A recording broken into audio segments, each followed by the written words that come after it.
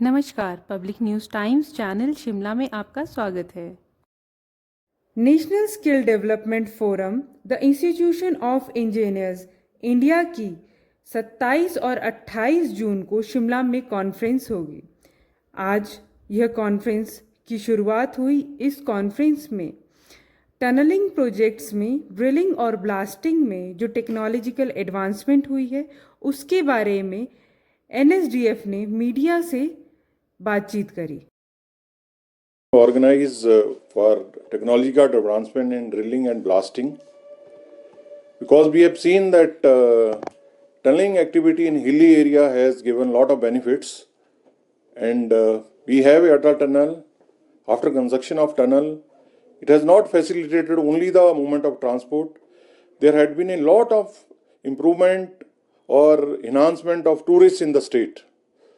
So to draw such benefits of construction of tunnels, TAI has taken this initiative to organize this conference in Shimla so that we can plan similar activity in tunneling in future.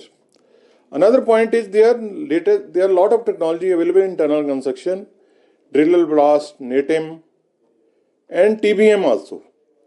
But drill and blast is the basic technology which we want to sharpen among the skilled person or among the engineer in the state. So that is why we have focused this, and we will continue to do such activity in the country in different state also. Thank you.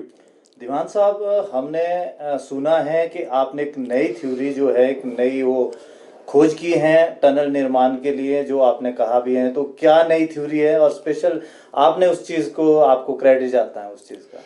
Actually मैं जो theory बनाई है वो tunnel की नहीं है और bridge construction की है। पूरे देश में जहाँ भी पहाड़ी क्षेत्र में जब भी हम पुल बनाते हैं तो उनके जो स्पेशली पिलर बनाते हैं हम नदी के बीच में, उनमें बहुत कठिनाई आ रही थी।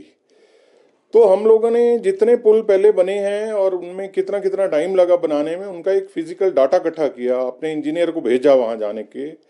उस बेसिस के बेस पे हमने एक फार्मूला ड्राइव किया जो कि ऑलरेडी कुछ इंजीनियरिंग बुक्स में आ चुका है, और उसको हम IIT रुड़की के साथ भी एसोसिएट करके उसको फर्दर इंडियन रोड कांग्रेस के कोड में लाना चाह रहे हैं।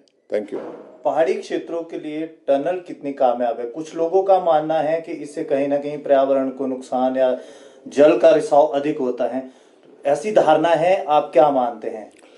टनल से पर्यावरण को नुकसान तो बहुत कम है, क्योंकि हम पहाड़ की जो ऊपर की शेप है, जो ऊपर की बॉडी है, उसको तो छेड़ते नहीं है। हम तो एक लिमिटेड क्रॉस सेक्शन के थ्रू टनल को बनाते हैं, बल्कि इससे एनवायरनमेंट की सेफ्टी होगी। उसी के मुकाबले अगर मैं रोड बनाऊं, उसमें रास्ता लंबा भी बनेगा और उससे पर्यावरण का नुकसान भी हो जा। अक्सर देखा गया है, अगर हम बात करें बीते वर्षों में उत्तराखंड की, या कुछ जगह ऐसी सूचनाएं मिलती हैं कि जहां काम करने वाले कामगार जो हैं टनल में फंस जाते हैं, कहीं ना कहीं उनकी जान की आफत होती है, कई घंटों या कई दिन लग जाते हैं। तो वर्तमान में कितना इसको अपडेट्स किया गया है और आगे क्या ऐसी प्रिकॉशंस रहेगी जिसको? हम लोग इसके ऊपर बहुत ज़्यादा काम कर रहे हैं। सब इंजीनियर देश के लगे हुए हैं कि इसमें और क्या इम्पोर्टेंट एक्टिविटी की जा सकती, क्या क्या सेफ्टी कोड बनाए जा सकते हैं। इस पे कार्रवाई हो रही है, और जो भी हमारी कुछ कमी पेशी हमारे एग्जिस्टिंग उसमें है उसको देखा जाएगा और इसमें इम्प्रूवमेंट लाई जाएगी। Thank you. धन्यवाद। Public news times channel Shimla की ताज़ा खबरों के लिए जुड़े रहें हमारे चैनल के साथ।